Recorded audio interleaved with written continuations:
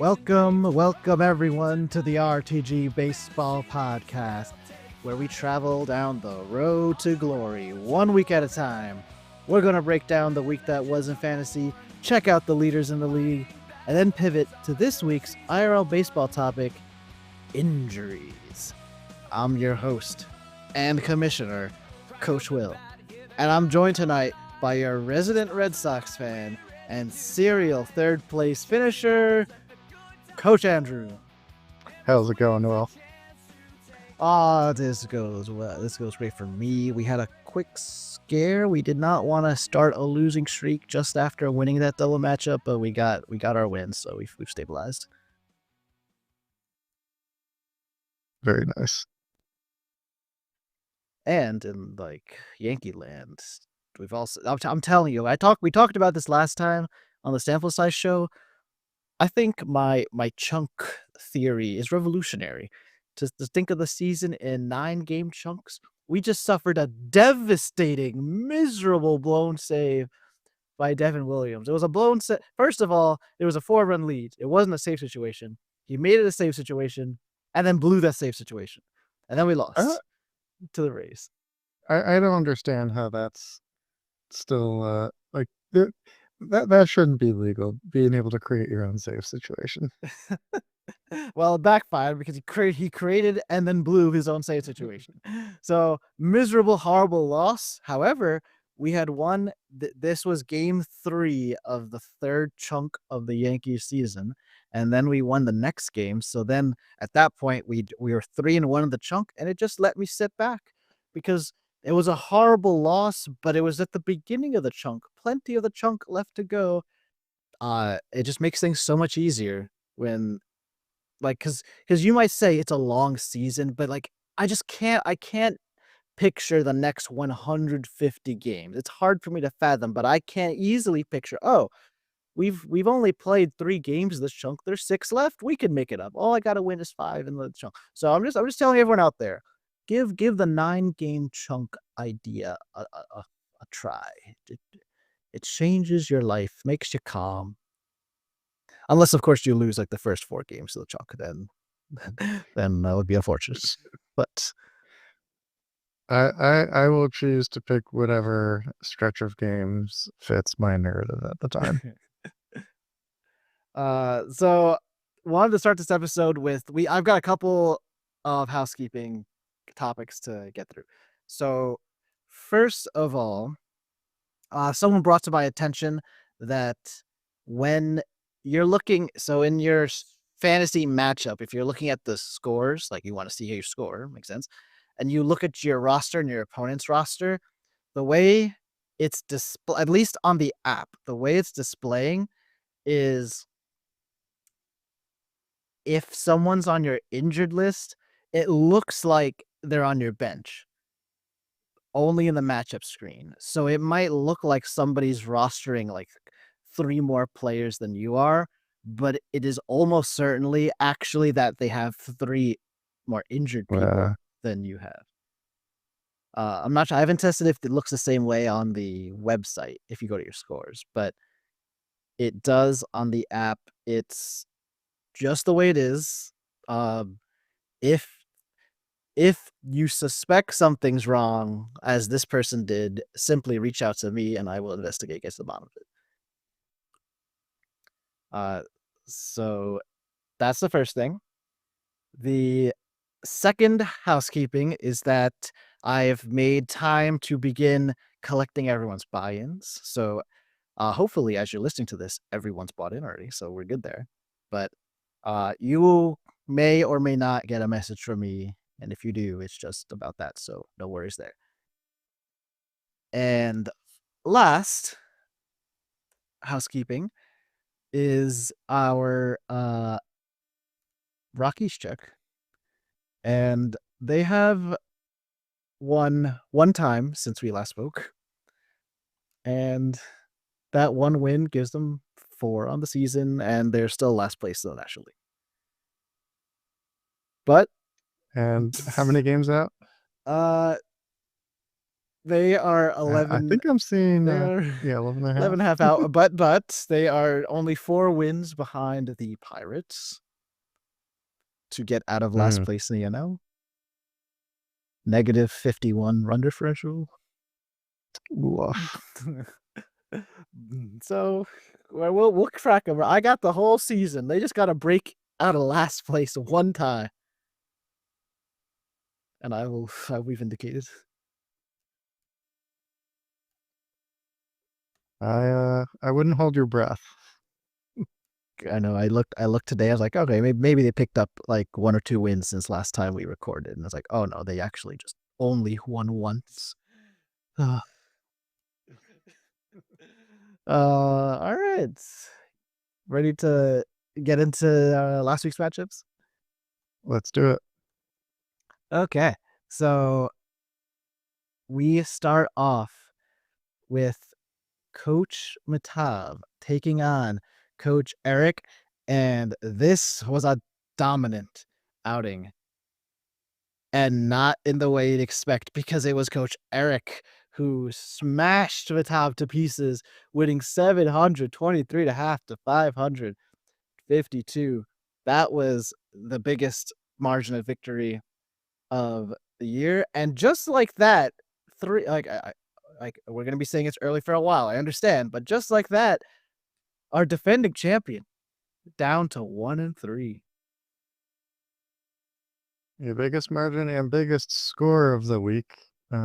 So while 552 points was respectable for Mehtab, uh, that's not going to cut it uh, against a whopping 723.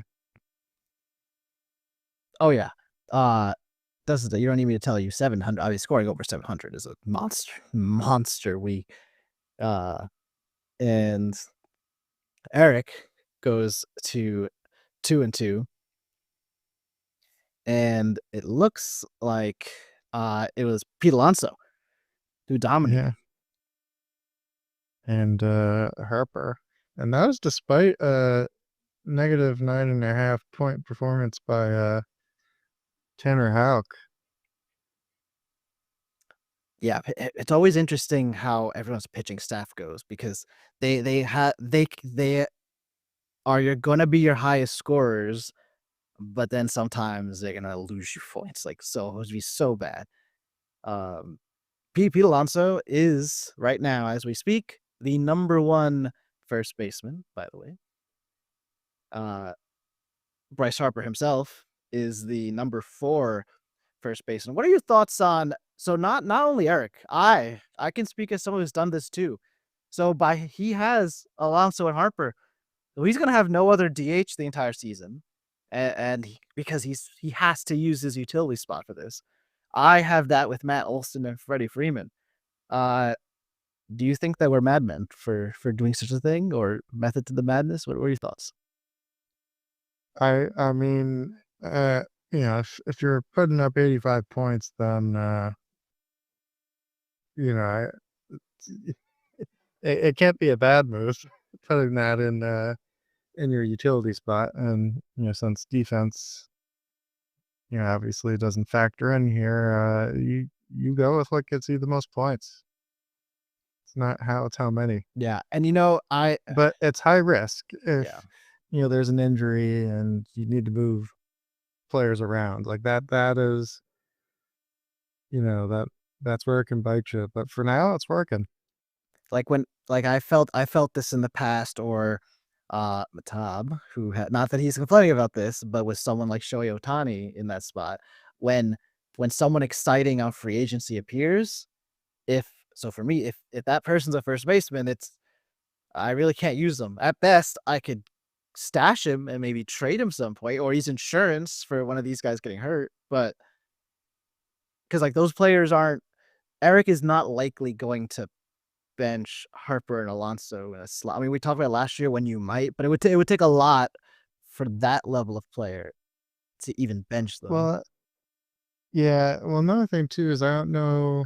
I don't know how worth it would be to stash them for a trade because that position is so deep That's true. anyways that I I don't think there's going to be many teams that are desperate for a serviceable first baseman.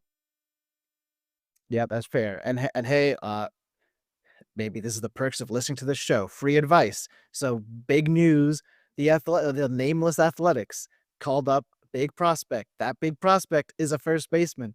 I'm excited about him, but I can't use it. Even if I picked him up, I can't put him in my lineup. So like things like that might happen.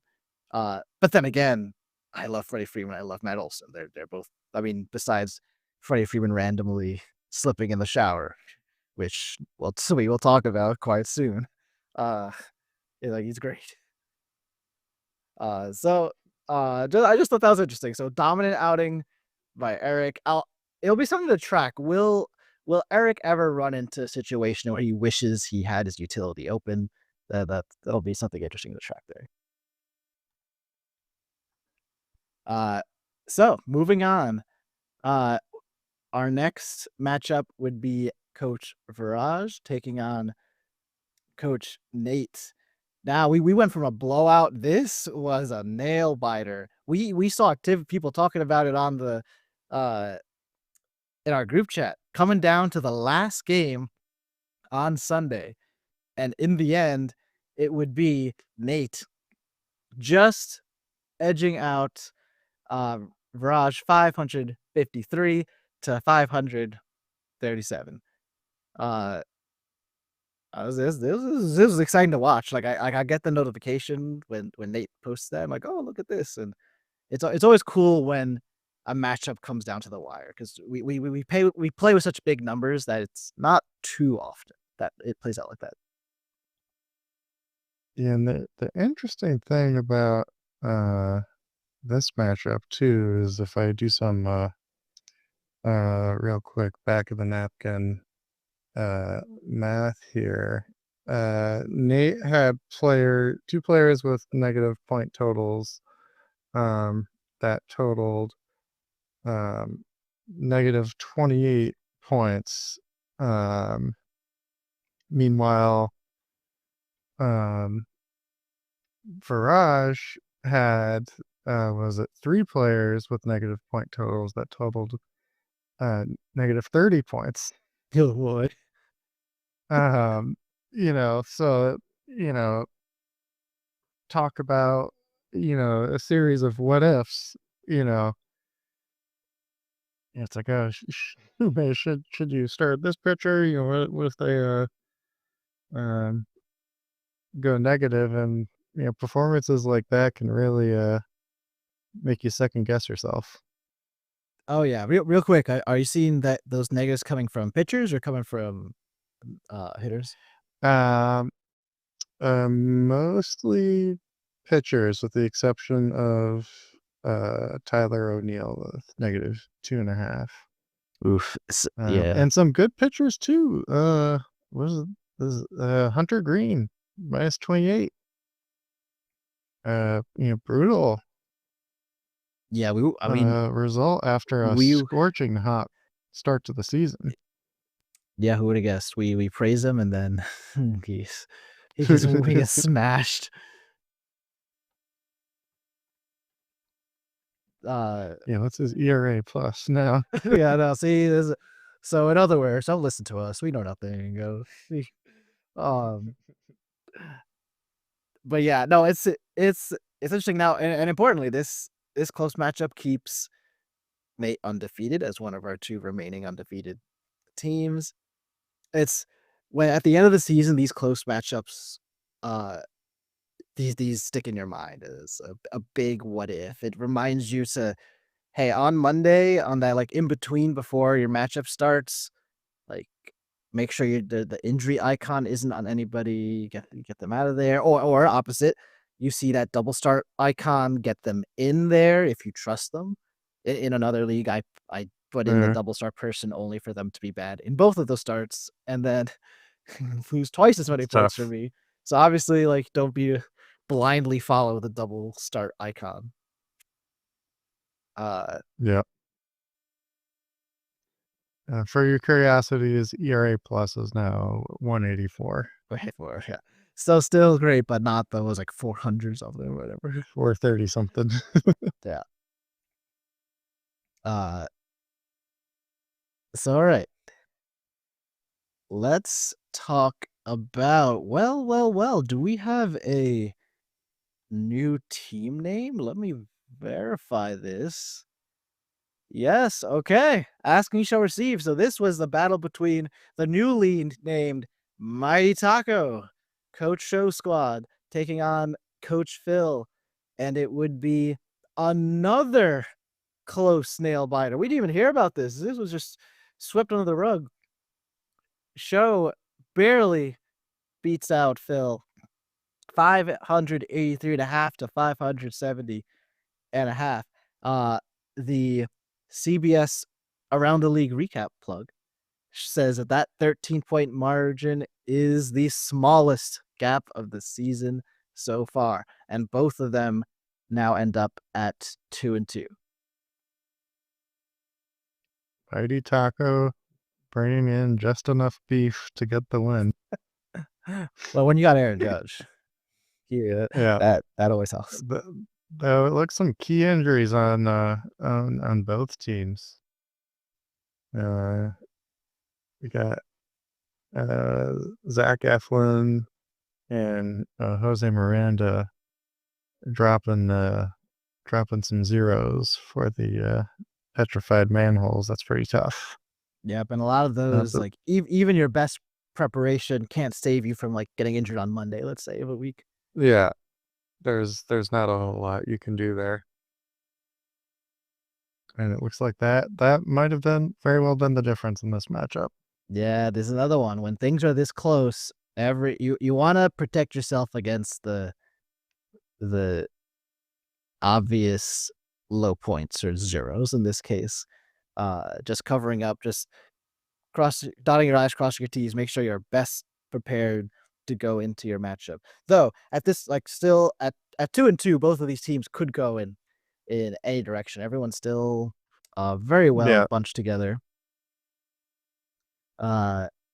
We did hear about this for show. If this had been reversed and he lost by this margin, Aaron Judge just had a home run deleted from history by the umpires not understanding fair versus foul, and then the umpires in New York, like in the replay review, also not understanding it.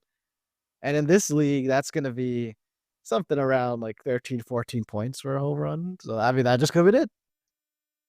I still don't understand why the league can't afford taller foul poles in these stadiums. We know these guys hit the ball, hit the balls high. I don't know why we can't Or extend just those point poles a camera little up. Like we got awesome tracking technology. Yeah. Just I don't know. And obviously this is at a minor league or not a spring training field and a minor league field, but well, yeah, that's perhaps part of the problem. But I don't know, like it just shouldn't happen. It is for replay to also get it wrong is unbelievable. Yeah. But no harm done for a show. And the CBS analysts also point out that this was in addition to potential injuries, like several of Phil's players also just like were below their projected averages. So hopefully it is a short bump in the road for Coach Phil, and you can get back to work this upcoming week. Get back on track. Now let's talk about my matchup, as it was Jamie taking me on, and you know what? Once again, close matchup. The Pop and Soda Cans, would end up winning 549.5 to 533. And I can tell you that we have really leaned on our pitching. In particular, out of that pitching, it's really only been Polskins, but like the plan was to go with pitching ultimately. And our round 7 keeper from the person who was our minor leaguer last season is like the core of our team at the moment. Yeah. Yeah, I'm checking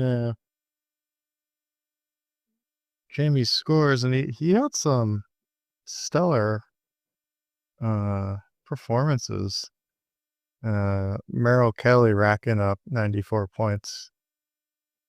Ooh, yeah. But the I can tell you, average even for a 2-start week would be 60. So that is, even if Merrill Kelly had a 2-start week, that is above average. yeah,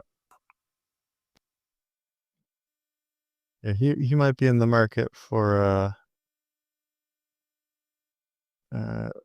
first baseman potentially, as he effectively has two catchers, Wilson Contreras and Salvador Perez, who I mean, has dual you probably be eligibility. surprised at Salvi. So if I flip my filters here to 2024 first baseman, Salvador Perez was the number 6 first baseman in fantasy last year. Now, I mean, he's definitely like a tier below Vlad Guerrero, Bryce Harper, and Freddie Freeman for sure. But I mean, the thing is, like, Sure, but wouldn't you rather have him?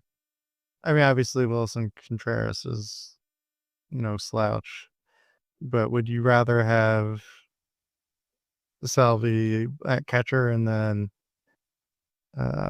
someone else at first? I mean, yeah, I guess like ideally, it's easier to find a first baseman that is to have a catcher, so you'd have my catcher. Last year, he was the number 2 catcher to William Contreras, not to be confused with Wilson Contreras. Um, Catcher's always weird though. Like honestly, like Salvador Perez is the only person I believe in catcher. Everybody else, even Adley Uh, Rutschman last year, I mean, he had a down year for him. So yeah, yeah. Then the cliff can come pretty soon. yep, Too, for catchers. You just never know when the bottom's gonna fall out. that does drop Jamie to 1-3 as my team ascends to 3-1.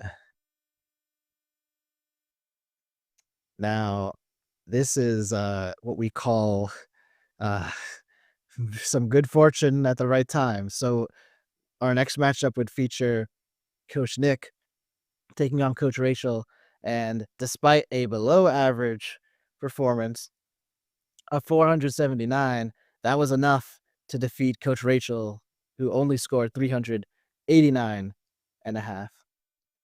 And I like the around the league recap is like uh Coach Nick should thank their lucky stars since their squad would have lost to every other team this week. Yeah, Team Rachel needs to pick it up here. I know we like to say it's early, um, but it's getting pretty late, pretty early for Team Rachel. I think Uh, in a 22 match, so like you will have 22 wins plus losses in this league. For the starting 0-4 is like the as much as I'm willing to swallow. If I see 0-5 mhm, is like alarms start ringing. yeah, yeah, I'd agree because that uh um and I like to think of it too in terms of like how far back of a playoff spot are you, and say you're uh 1-3 right now, you're one game behind the pace for a playoff spot. That's with matchups as close as they are. I mean that's effectively a coin flip. But um, if you're a couple games back and you have the entire league ahead of you, um, that's when, things get dicey. Indeed. As for Coach Nick, at the end of the day, win is a win is a win. I'll And take it. and look, this is when you dot your I's, cross your T's, and get yourself like above a minimum, you allow yourself to survive like a bad week for your team. Like you have a great squad, but they had a down week. But being like above a certain level gets you to steal these types of wins, and that's going to help. And that keeps him at the undefeated 4-0. And it's we're really starting. Let's look at Coach Nixon, Coach Nate's schedule here, because this could get interesting. So, And while you pull it up, I'll just add one thing I like to take a look at as well is your points for and points against. Not too dissimilar from run differential, in that it's not the end all be all, but it's a nice way to sort of gauge, you know, ballpark how your team is performing and whether or not you're getting, um, you know, more lucky or unlucky, as compared to other teams. Um, for example, Mehtab and I are, um, 1 and 2 respectively in terms of points against. Um, so that's not great for a winning record. But uh, I am 5th right now in points for, so around middle of the pack. Um, so it's not entirely surprising, you know, in such a small sample size, having a 1 and 3 start, um, when facing such strong opposition. sure. Or even just you ran into a hot team. Hot in this context just meaning like that team's players went off that week for whatever Yeah. reason. By the way, for those who are interested, if Nate and Nick can win their matchup 4 matchup, then they'll stay undefeated. It sets up the showdown next week. So all eyes next week they will be facing each other. There, I am now rooting against the people they're facing just so I can watch that. So last but not least, we had Coach Ryan taking on Coach Andrew, you. And this time it was Coach Brian who is able to get the win 677 and a half to 557 and a half. Big showing out for Brian, who people were starting to get a little bit concerned about, but he sets himself back up to 2-2, and your squad falls to 1-3. So would you like to make a statement on your fans' behalf? We're not worried. Went up against the number 2 team this week. That's gonna happen sometimes. Um, pretty confident that our team will turn it around. Not worried.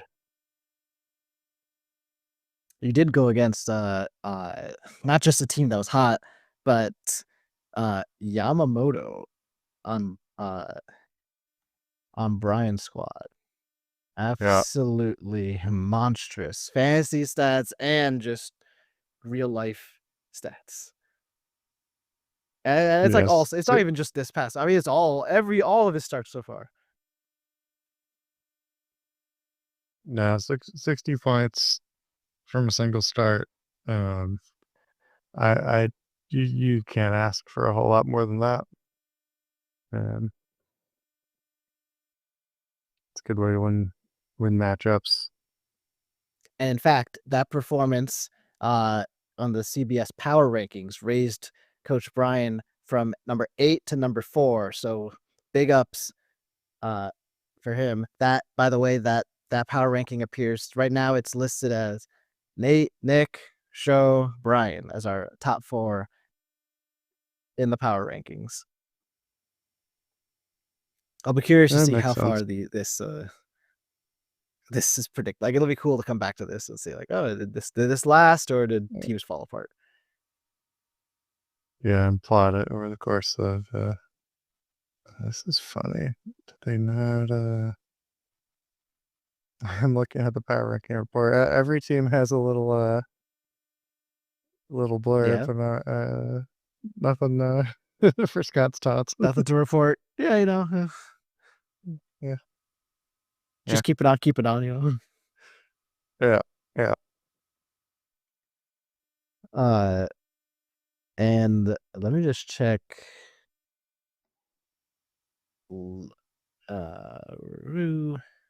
And they feature, it was Cedric Mullins who's featured for Coach Brian. And if I check out the top outfielders, I'm curious, because we mentioned Judge already. He's definitely at the top. And yep, just as I suspected, Cedric Mullins, number 6 outfielder in the league so far. We're gonna see some funny things for a while, but we got Cedric Mullins right above him, Jung-Hoo Lee. Also, it's a top 5. And then we get some people you expect: Corbin Carroll, Fernando Tatis Jr., Kyle Tucker, Aaron Judge. But slowly this is normalizing to like the top players you'd expect. And then maybe every now and then a like true breakout star. So that leaves in our standings similar to our power rankings, but not quite the same as Nate, Nick, myself, Show, Phil, Brian, Eric, Viraj, Andrew, Mehtab, Jamie, and Rachel. It just, Mehtab in 10th. It just doesn't seem right to defending champ. It's not gonna stay that way the whole season. But take advantage of it while it's going on. Oh yeah. All right. So with that, we are going to pivot into our IRL baseball topic. So this time we mentioned earlier in the show just a little quirk about injured players on rosters showing up as if they were bench players, just on the app. So we're like, let's talk about injuries for real baseball. And I think the weirdest thing about injuries is weird injuries. And as I understand it, Andrew, you have collected a list of some of the strangest injuries that just seem to befall our beloved baseball players. Yeah, for some reason it feels like baseball attracts more strange injuries than any other sport. Not that other sports don't have strange injuries, but it feels like baseball is the only sport where, you know, JD Martinez decides to play the field one time, and on his way running out to right field, he trips over second base and, you know, pulls a muscle in his leg, or, um, you know, Chris Sale's riding his bike to get lunch or something, or at least that's what we were told. Um, and then has some sort of mishap. Um, I, I don't know what it is. Baseball players just they attract weird injuries. But it's like we get the worst of both. I mean, we get these weird, not just freak injury, because like a freak injury, I take it to mean like it's not something you would expect it to happen, but I still think of like I was on the baseball field and something surprising happened. So like Fernando Tatis ran into Anthony Rizzo. It would turn out that he concussed Anthony Rizzo and he wasn't the same ever. That feels like a freak injury. But you're going one step further. This is like off the field madness has ensued. Well, I think both just seem to happen in baseball. Um, you know, uh, like World Baseball Classic. Uh, Mets fans know this perhaps all too well. Edwin Diaz jumping up and down and celebrating and hurts his knee and is out for the season. These guys are professional athletes at the top of their game and can't seem to manage, you know, jumping up and down or, you know, running 90 feet to the next base. It's a little I mean, perplexing. yeah, the job of Chamberlain. He's recovering from Tommy John, and then he's jumping on a trampoline while he's recovering, and then he like tears an ACL or something. I forget the specific, or his hamstring might have torn, and now he's out even more on top of his Tommy John rehab. Yeah. And, some injuries are, you know, completely understandable. You know, Chris Sale always seemed to get injured, but one game against the Yankees, he took a comebacker line drive right off the hand, and it broke one of his fingers. And you could see it in the broadcast. He held up the finger, and it's like, well, that is just a freak. What are you gonna do about that injury? You try to get out of the way, and that stuff to me is very understandable. Um, the parts I don't understand are necessarily are, you know, Trevor Story diving for a ball, landing on his shoulder and dislocating it. I've never been accused of being an Olympic athlete, but yeah, I think I can dive without dislocating my shoulder. Or Masahiro Tanaka when we were still the National League doesn't have a DH. He's base running and he's tags up on a sac fly and not tear. He pulls both his hamstrings and injured list immediately. You, yeah, like you can't run 90 feet. Uh, uh, it, it it doesn't make sense to me. And you know, you hear all this discussion about players like Trout not stealing as many bases as they get older. Um, but because they want to prevent injury. But essentially, all it is just you know, you know, running 90 feet or less, after the lead, and then sliding. It's it's amazing because they do so much training, so much preparation, and maybe it's just the wear and tear of 162. Um, Well, I guess that's my and natural maybe question that's the then. My question difference. is, like, we kind of call them freak injuries. Like, is it really just happenstance that weird things happen? Is it is it part of the baseball body that makes this more likely?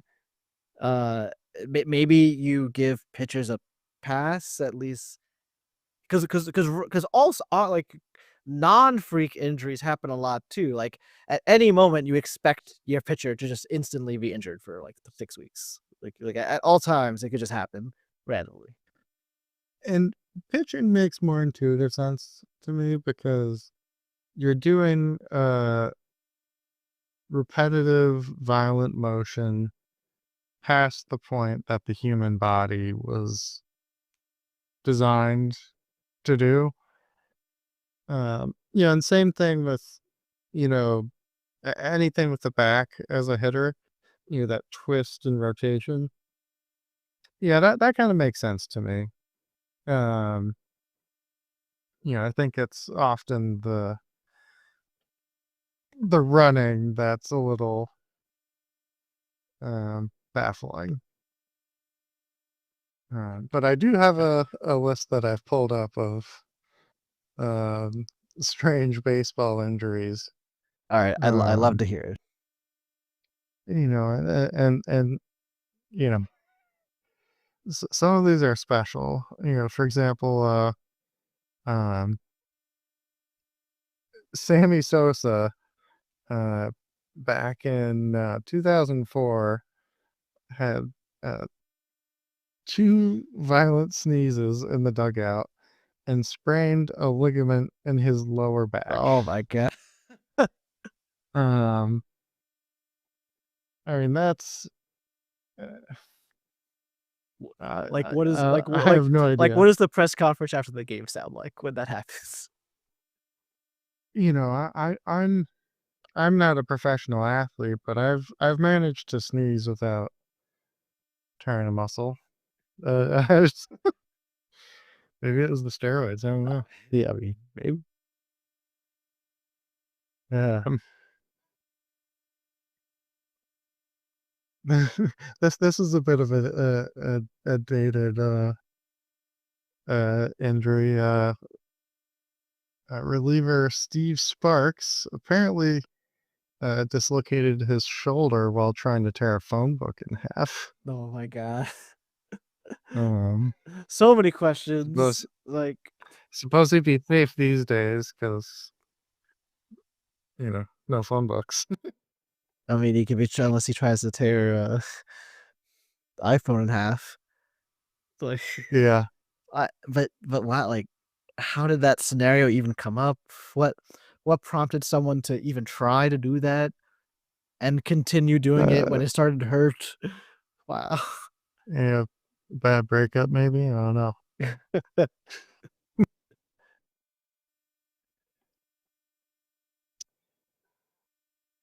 What is this? This one, I I can't. Charlie, how Hugh? I don't know who this is. Broke his pinky finger while shaking hands. What? Oh, I was expecting shaking hands, dot dot dot, like, and then something happened, but no, it was just he should. I mean, maybe it was some a villain, like some his arch nemesis, and he's just squeezed him until his pinky broke. Oh my god. Yeah, this is. Oh, look at this article. LA Times Archives, March 28th, 1986. Broke his little finger on his right hand, underwent surgery, and was placed on the 21-day disabled list. Wow. First of all, the DL, and second of all, a 21-day DL. Yeah, interesting. Very, I guess 3 weeks.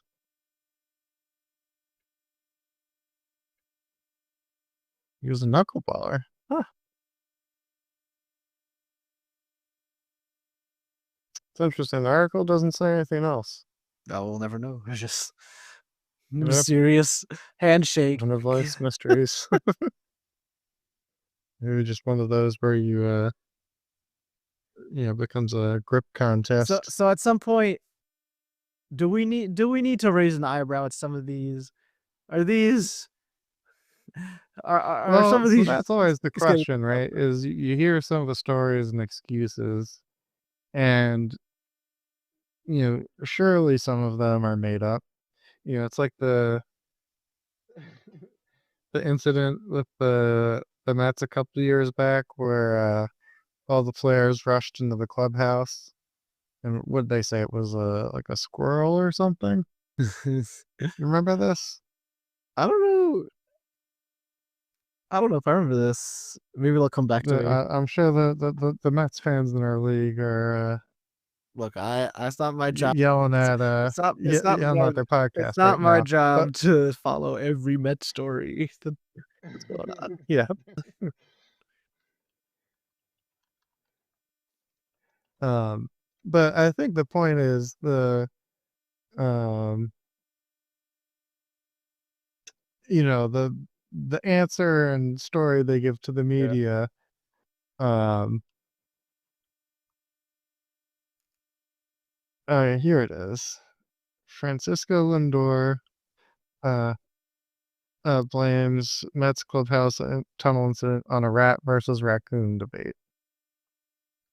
Are you talking about when like Lindor and Jeff McNeil were like fighting each other?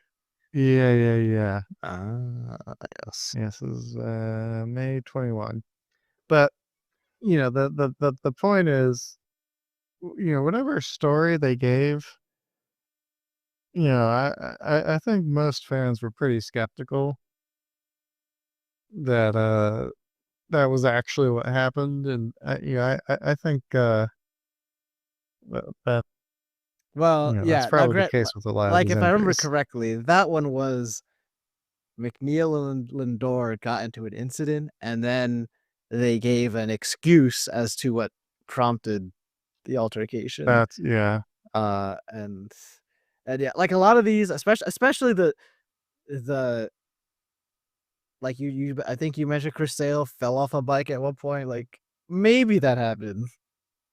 Like I couldn't because sometimes it's true because it's on camera. How many times you look at the when we were on Yahoo, the notification, or for now CBS, you click the player. Oh, this reliever was angry and punched a wall, and now their hand's broken. yeah, And in that case, like you just see it on TV. So okay, that one's true. But other ones you just hear like this is a minor one, but like a couple of Yankees have had food poisoning lately, and they were out of the lineup. I mean, there's nothing. Maybe not. I can't prove anything. It's plausible. yeah. Okay, here's what the Chris Sale official line was. They said it was yeah, a fractured. Oh no, that was yeah, right wrist fracture in a bicycle accident. Yeah, there's another one where a player was putting on a pair of pants or something. Well, then I think you want that's to what it Cespedes was. falls in the hole. No, uh, Zach Wheeler, that's who it was. that one I remember.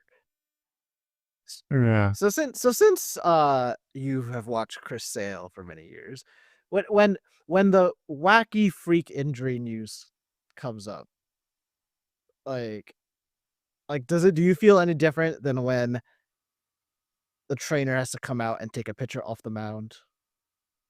Like does it feel better or Um, worse when it's one of these weird stories?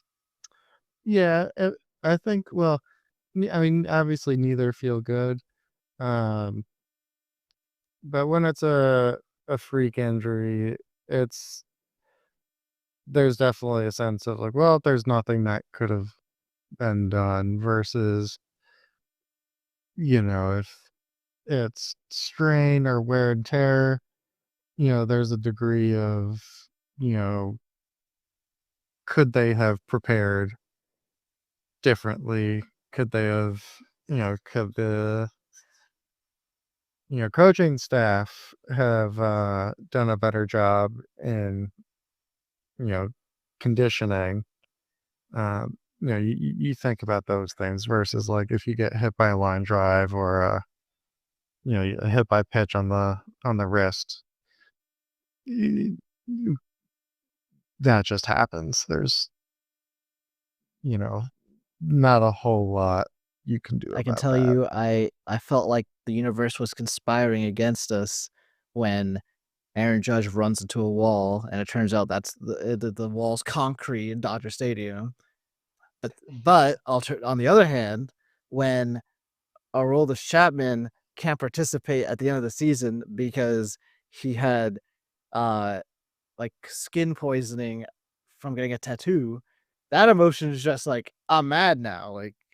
Like I'm annoyed. I'm blaming the player, even if Yeah, like because I mean he didn't try to make that happen. I understand. If I take a breath, I understand. Like no, he didn't want that to happen, obviously.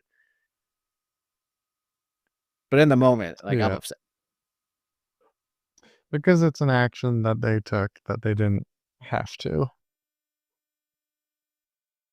So you feel a sense of like, well, this in theory could have been. So I guess so let's push the threshold here. So now, uh, a lot of people like to say the home run derby is risky. You may either injure or compromise your swing. So, would you actively root against Rafael Devers participating in the home run derby? That's another thing where I don't understand how it creates injury risk. Well, I guess I understand how, you're trying to do a lot of swings in a short period of time, and it's a different, you know, you're not seeing the same speed and, as you would see, you know, in a normal game. Um, but these guys do bad in practice all the time. They hit in the cages. Um, I, it doesn't make sense to me that, you know, professional athletes of their caliber, you know, can't do a home run derby for a day without high risk of injury. I do wonder how much of it is just optics. If you know, yeah, not too dissimilar to something like the World Baseball Classic. It's like you're just as likely to get injured as you would, uh, during regular season games. But the optics of it and the media attention, are magnified, and people might be more upset, even though it's not,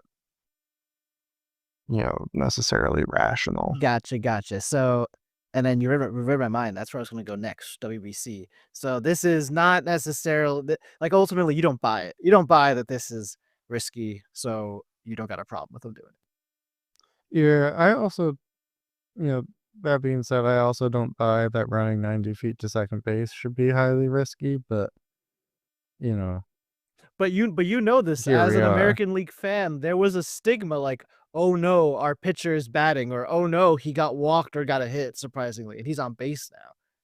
Yeah, yeah. Like we were concerned It, watching the game.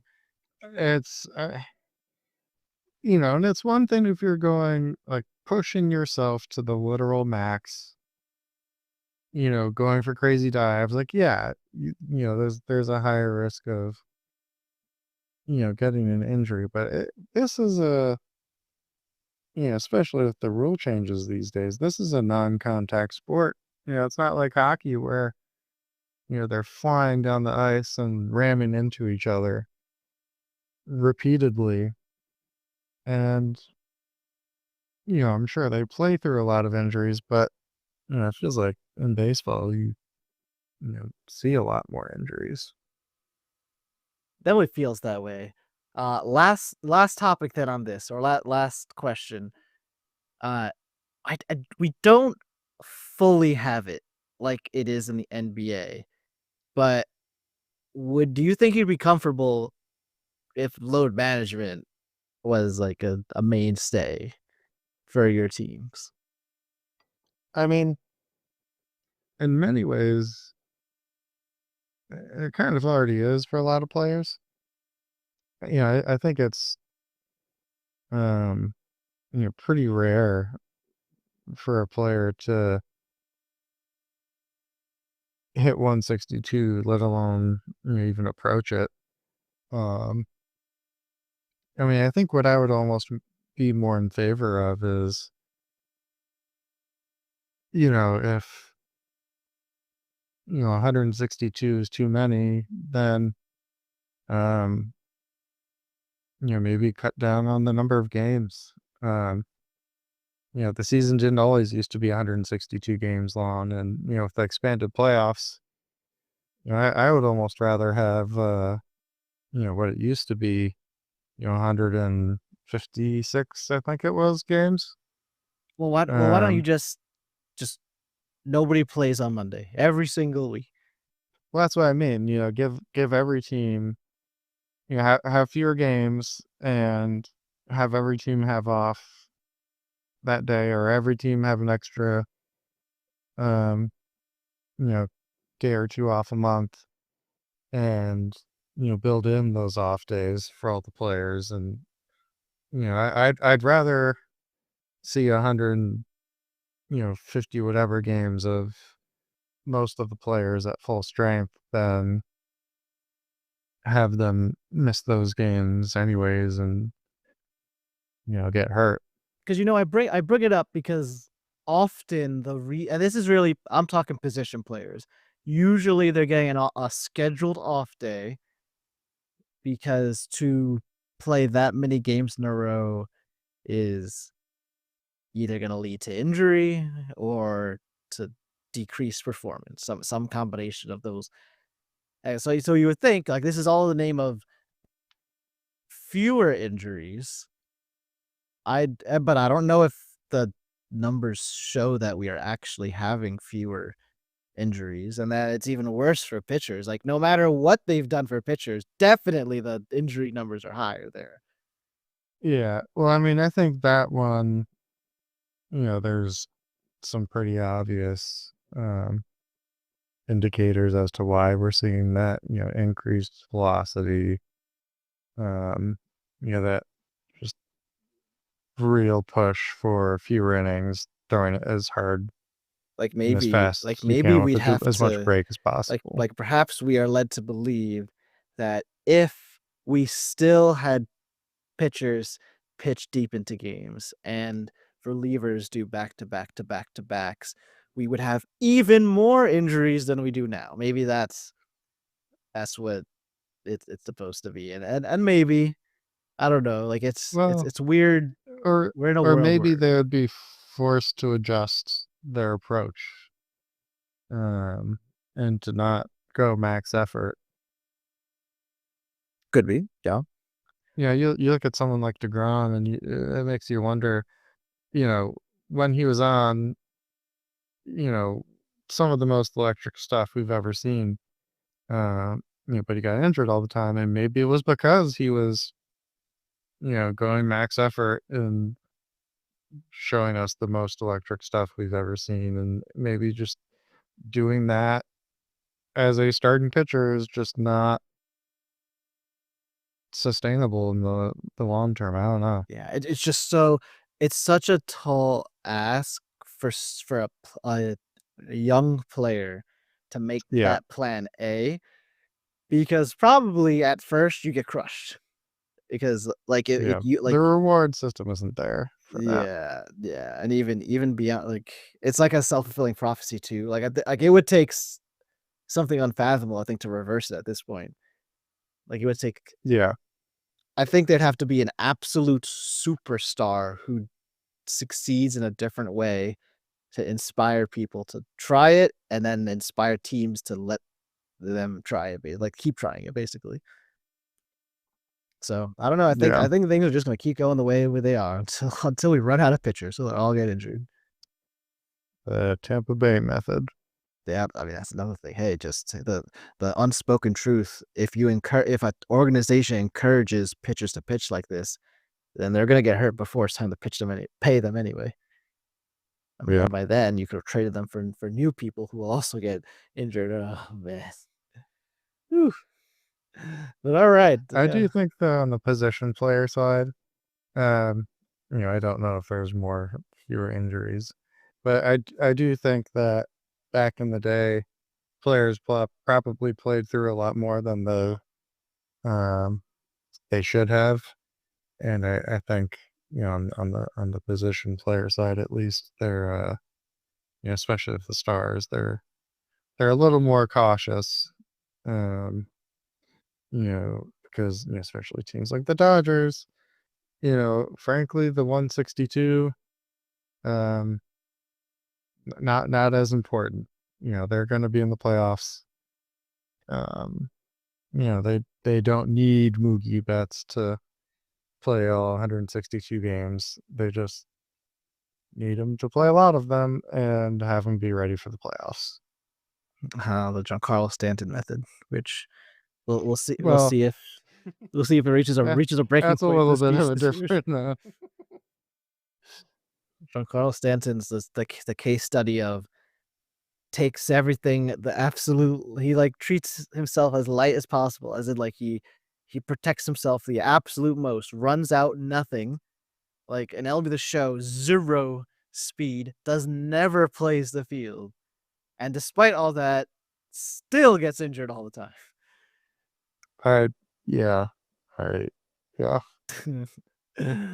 But all right, I think we circled a whole lot of injury topics. This is pretty fascinating. We might come back to this one time because there's there's the whole like youth aspect to this as well, of like youths, like teenagers are getting Tommy John surgery too. So then by the time they're in college, they've already had 1 or 2 surgeries before they even are drafted. And I love Major League Wiffle Ball, big organization now that do events. They just had an event a couple months ago at Chase Field. But the young adults and teenagers who participate in that, they also suffer crazy injuries, like injuries you expect at the professional level, including Tommy John. It's insane. We just need to bioengineer superior ligaments for pitchers. You just want to make us cyborgs, and then we'll be ready. Incredible. Well, thanks everyone for joining for another episode of the RtG Baseball podcast. Hopefully you all enjoyed, and tune back in next week as we recap the latest in our league. And one more time, secretly rooting for Nate and Nick so that we get the ultimate showdown next week. Until we speak again, everyone, ciao.